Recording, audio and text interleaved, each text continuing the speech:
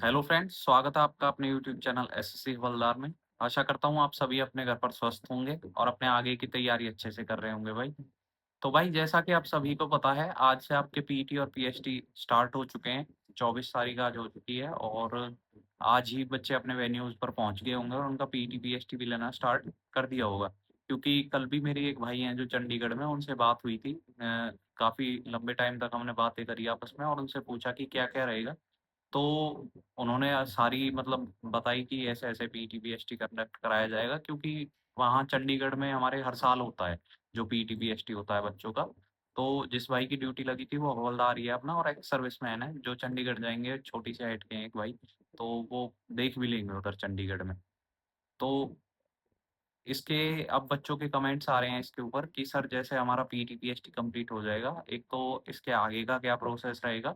दूसरा मेडिकल के रिगार्डिंग बच्चों के काफ़ी कमेंट्स आए हैं अलग-अलग, और उनमें भी सबसे ज़्यादा स्पेक्स से रिलेटेड बच्चों को डाउट है कि सर स्पेक्स का क्या क्राइटेरिया रहता है और क्या स्पेक्स अलाउड होते हैं?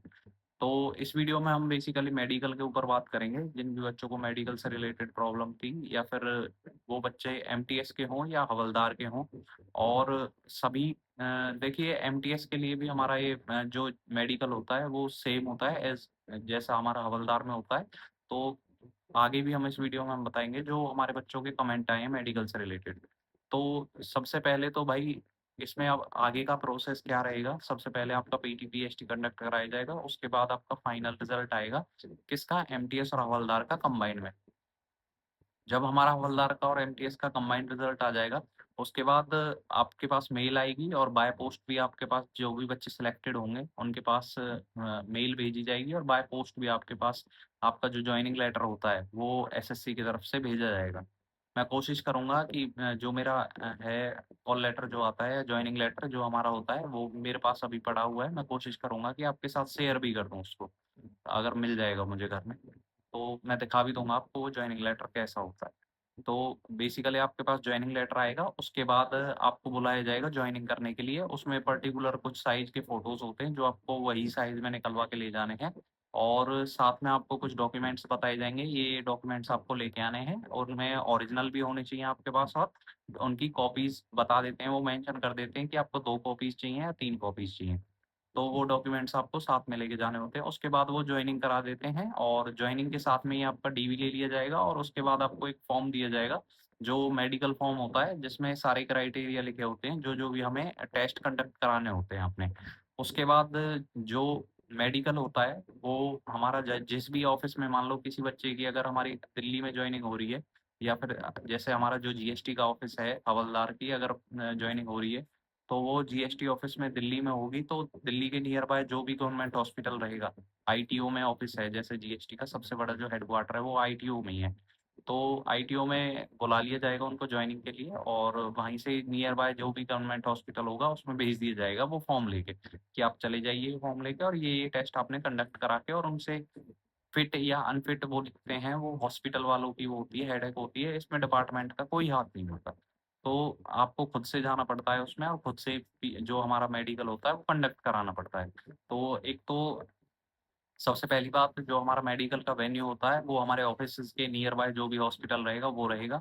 इस चीज़ का ध्यान रखें। अपने घर के पास से हम इसको नहीं करा सकते कोई भी, जैसे आप कई बच्चों का कमेंट आ रहा था मेरे पास कि सर हम अपने यहाँ से करा सकते हैं, तो बिल्कुल नहीं करा सकते भाई। वो पर्टिकुलर हॉस्पिटल का नाम लिख के देंगे मेंशन करके, और वहीं से ही हमें मेडिकल कंडक्ट कराना हो रहेगा। उसके बाद बच्चों के कमेंट्स आ रहे थे कि सर मेडिकल में होता क्या-क्या है हमारा? उसमें भी मैं आपको बता देता हूँ। जैसे हम हॉस्पिटल में गए थे, तो वहाँ पर जाके सबसे पहले आपको 10 या ₹5 की अपनी पर्ची कटवानी होती है, जिसे हम ओपीडी स्लिप बोलते हैं। तो वो ओपीडी स्लिप आपको कटवानी पड़ेगी गवर्नमेंट हॉस्पिटल से खुद से ही भाई।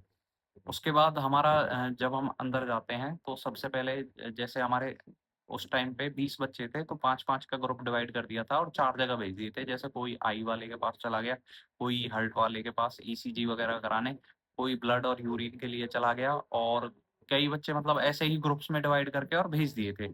उसके बाद हमारा जैसे मैं अपनी बताता हूँ, तो सबसे पहले मैं गया था ब्लड और यूरिन सैंपल देने के लिए। तो जो हमारा ब्लड और यूरिन का जो सैंपल होता है, इसका जो रिज़ल्ट आता है, वो नेक्स्ट डे आता है, और हमारा जो मेडिकल का हमें सर्टिफ़िकेट फिट या अनफिट का मिलेगा, वो भी हमें नेक्स्ट डे ही मिलता है, साथ के साथ वो नहीं देते। तो सबसे पहले मेरा ब्लड और यूरिन सैंपल लिया गया। उसके बाद वो सैंपल लेके रख लेते हैं अपने पास में और हमें आगे भेज देते हैं कि भई आप ईसीजी वाले के पास चले जाइए या फिर स्पेक्स वाले के जो आपके आई वाले हैं, आई वाले के पास चले जाइए। तो उसके बाद जो मैं अपना प्रोसेस बता देता हूँ। सबसे पहले मेरा ब्लड और यूरिन सैंपल हुआ, उसके बाद मैं गया ईसीजी इनका जो हार्ट वालों का होता है, ईसीजी के लिए भेज दिया मुझे। तो ईसीजी में आपको आपके चेस्ट वगैरह जो होती है वो चेकअप करानी पड़ती है और उसमें हार्ट का जो हमारी फंक्शनिंग होती है वो चेक करते हैं बेसिकली कि भई हार्ट की कोई प्रॉब्लम तो नहीं है। जब हमारा ईसीजी हो जाएगा कंप्लीट उसके बाद मैं फिर सीधे गया भाई स्पेक्स वाले के पास यानी कि जो हमारे आई वाले होते हैं वो बेसिकली स्पेक्स प्रोवाइड कराते हैं वहाँ पे मतलब गवर्नमेंट हॉस्पिटल में जिनको भी दिक्कत होती है आई टेस्ट वहीं पे होता है हमारा। तो वो आई टेस्ट के लिए भेज दिया गया, आई टेस्ट हुआ हमारा वहाँ पर वो पर्टिकुलर दोनों आँखों को अलग-अलग चेक करेंगे क्योंकि दोनों आँखों से हमें स्टैंडर्ड पास करने होते हैं। तो एक बार इस वाली आँख को बंद करा के और फिर वो बोर्ड होता है एक पर्टिकुलर उनका बॉक्स सा बना हुआ होता है, जिस पे वो अल्फ़ाबेटिकल वो लिखे होते हैं, तो वो हमें पढ़ने होते हैं। उसके बाद हम जब उसको पास कर लेते हैं और उसको पास करने के बाद हमें बेसिकली ये 3 टेस्ट हो गए। चौथा टेस्ट जो हमारा सबसे मेन होता है, वो हमें भेजा जाता है हमारा आपके बीपी से रिलेटेड और सबसे मेन जो बच्चे आउट होते हैं वो बीपी में ही होते हैं क्योंकि ये सारे टेस्ट तो हमारे क्लियर हो जाते हैं इसमें। तो बीपी के क्योंकि देखिए एक बच्चों का सबसे ज़्यादा कमेंट जो आ रहा था वो रिलेटेड आ रहा था स्पेक्स से तो मैं भूल गया था। तो स्पेक्स में काफ़ी सारे बच्चों के कमेंट आए हैं, स्पेक्स हमारे अलाउड होते हैं। अगर किसी भी बच्चे को स्पेक्स लगे हुए हैं तो वो अपने जो जॉइनिंग लेटर का आपका फॉर्म रहेगा उसमें जो फ़ोटो लगानी है आपने वो आपने स्पेक्स में ही लगानी है और साथ में जो मेडिकल का फॉर्म रहेगा जो वहाँ से देंगे, उसमें भी कोशिश करें कि अपने स्पेक्स में ही फ़ोटो लगाएँ अगर आपको स्पेक्स लगे हुए हैं। तो ये ध्यान रखना कि एक तो आपको जो मेडिकल फॉर्म है उसमें स्पेक्स वाली फ़ोटो चाहिए और एक आपको जो जॉइनिंग लेटर है जिसको आप वहाँ पे सबमिट करोगे अटेस्टेशन फॉर्म करके वो होता है, तो वो उसमें भी आपने क्या है वो फ़ोटो अपनी स्पेक्स वाली ही लगानी है। तो इस चीज़ का ध्यान रखना और उसमें फिर स्पेक्स अलाउड हो जाते हैं, उसमें कोई दिक्कत नहीं है। आपने इसमें कोई ऐसा क्राइटेरिया नहीं है कि भई स्पेक्स अलाउड नहीं है, बिल्कुल स्पेक्स अलाउड हैं। तो ये आई टेस्ट के बाद हमें फिर भेज दिया जाता है आपके बीपी के लिए, जिसमें हमारे ब्लड प्रेशर वगैरह चेक किए जाते हैं और ब्लड प्रेशर अगर आपका ज़्यादा आता है, तो उसमें भी फिर प्रॉब्लम होती है। वो फिर आउट कर देते हैं इसमें। हमारे में एक बच्चा हुआ था अनफिट इसमें ही बीपी से रिलेटेड, तो उसका बीपी काफ़ी ज़्यादा आ रहा था, तो फिर उसको अनफिट कर दिया था इसमें। एक ही बच्चा आउट हुआ था हमारे 20 में से। तो खुद देख सकते हो इसमें बहुत ही कम मतलब चांसेस होते हैं क्योंकि बहुत ही ईज़ी आपका जो है मेडिकल है इसमें और बहुत कम चांसेस होते हैं कि बच्चे आउट हों इसमें। तो बीपी का ध्यान रखें, बीपी अपना थोड़ा कंट्रोल में रखें क्योंकि बच्चे क्या है जब मेडिकल के लिए जाते हैं, तो थोड़ा-सा घबरा भी जाते हैं और स्ट्रेस ज़्यादा लेते हैं, तो स्ट्रेस से आपका क्या है वो इंक्रीज़ हो जाता है बीपी। तो अपना नॉर्मल रहें बिल्कुल मेडिकल के टाइम पे, टेंशन लेने की बिल्कुल भी ज़रूरत नहीं है, बहुत ही ईज़ी मेडिकल है इसमें। पीटी, पीएचडी भी ईज़ी है, मेडिकल भी ईज़ी है, बस आपको एक पेपर क्लियर करना है, जिस पे सारा आपका दारोमदार होता है। अगर आप पेपर क्लियर कर लेते हो, तो आप इज़िली इस वैकेंसी में आ सकते हो।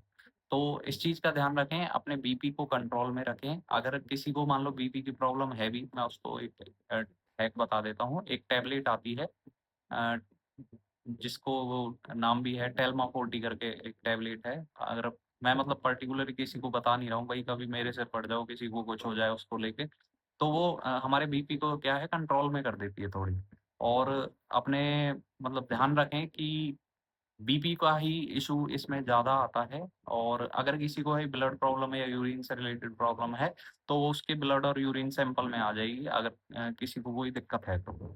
तो यही हमारे बेसिक सी चीज़ें होती हैं जो हमारे मेडिकल में कंडक्ट कराई जाती हैं और यही हमारा मेडिकल होता है। ये 4-5 चीज़ें हमारी ली जाती हैं और इसके अलावा हमारा मेडिकल में कुछ नहीं कराया जाता। तो इन्हीं छोटी-छोटी चीज़ों का एक तो आपकी आइज़ हो गई, एक अपना ब्लड और यूरिन का कोई प्रॉब्लम ना हो शरीर में और चौथा आपका हार्ट का भाई, हार्ट का भी ध्यान इसमें रखना होता है, तो हार्ट में भी अगर कोई दिक्कत है, तो वो आपकी ईसीजी में आ जाएगी। मान लो हार्ट प्रॉब्लम कइयों को होती है भाइयों को, तो अगर हार्ट प्रॉब्लम है, तो वो ईसीजी में आपकी मेज़र की जाती है, उसमें अगर कोई प्रॉब्लम होती है, तो आपको उसमें ले ली जाएगी। तो इस चीज़ का भी ध्यान रखें। बाकी यही हमारा छोटा-सा मेडिकल होता है और उसके बाद आपको होता क्या है कि नेक्स्ट डे बुलाया जाता है, वो बोल देंगे कि भाई हमने सारी चीज़ें आपकी मेज़र कर ली हैं और नेक्स्ट डे आपकी रिपोर्ट आएगी। जो नेक्स्ट डे आपकी रिपोर्ट आएगी, वो नेक्स्ट डे इसलिए बुलाते हैं ब्लड और यूरिन सैंपल की वजह से, क्योंकि उनकी रिपोर्ट साथ के साथ वो नहीं निकाल सकते। तो इसीलिए हमें भी नेक्स्ट डे बुलाया था और नेक्स्ट डे वो उस सैंपल का रिपोर्ट भी दे देते हैं और फिर जो आपका फॉर्म होता है, जो हमें ऑफ़िस से मिलता है, तो वो उसपे ही हमारी सारी चीज़ें नोट होती हैं और उनमें जो-जो भी आपके मेज़रमेंट आए हुए होते हैं, मान लो बीपी का है या फिर आपके ब्लड यूरिन का जो भी वो आएगा, सैंपल आएगा, उसमें फिट लिख देंगे और जो लास्ट पेज होता है हमारा, जैसे उसमें 2 पेज होते हैं हमारा जो हमें फॉर्म दिया जाता है मेडिकल का, तो उसमें लास्ट में अगर फिट लिखते हैं तो आप फिट हो, अगर उसमें अनफिट लिखते हैं तो आपको अनफिट कर दिया जाएगा। तो इस चीज़ का ध्यान रखें, यही हमारी छोटी-छोटी चीज़ें मेजर की जाती हैं, बाकी और कुछ नहीं होता इसमें। ये इन्हीं छोटी-छोटी चीज़ों का ध्यान रखें और अपने हेल्थ का भी ध्यान रखें भाई, क्योंकि मेडिकल में ये सारी चीज़ें ज़रूरी हैं। तो चलिए भाई, इस वीडियो में इतना ही, बाकी आगे बात करेंगे। वीडियो को लाइक करें, चैनल को शेयर और सब्सक्राइब करें। अगर कोई भाई मुझसे मेडिकल से रिलेटेड और कोई भी अपने पर्सनल डाउट पूछना चाहता है और जैसे एक चीज़ का और, एक काफ़ी सारे बच्चों के मेरे पास कमेंट्स आ रहे थे कि सर हमारे जो प्राइवेट पार्ट्स होते हैं, क्या वो भी चेक करे जाते हैं इसमें? तो बिल्कुल कुछ नहीं होता। जो मैंने चीज़ें बताई हैं, वही चेक करी जाती हैं, इसके अलावा और कोई चेकिंग नहीं होगी आपकी। तो प्राइवेट पार्ट्स का भाई ये कोई वो तो है नहीं कि भाई पैरामिलिट्री है या मिलिट्री ऑफिसेज़ हैं, ये हमारे सिविलियन ऑफिसेज़ हैं, तो इनमें ऐसा कुछ चेक नहीं होता, ना हमारे प्राइवेट पार्ट्स चेक करे जाते हैं। तो इस चीज़ से अपना दिमाग बिल्कुल ठीक रखें। तो यही सारी चीज़ें हैं, जो मैंने 3-4 चीज़ें बताई हैं, यही मेज़र की जाएँगी। बाकी अगर फिर भी किसी बच्चे का कोई डाउट रहता है, या तो वो कमेंट सेक्शन में मुझे कमेंट कर सकता है या फिर सीधे मेरे जो इंस्टाग्राम है साहिल बालियान 9052 पर मुझे कमेंट करके या फिर मेरे पास फ़ॉलो करके मेरे पास टेक्स्ट कर सकता है। तो चलिए भाई, थैंक यू।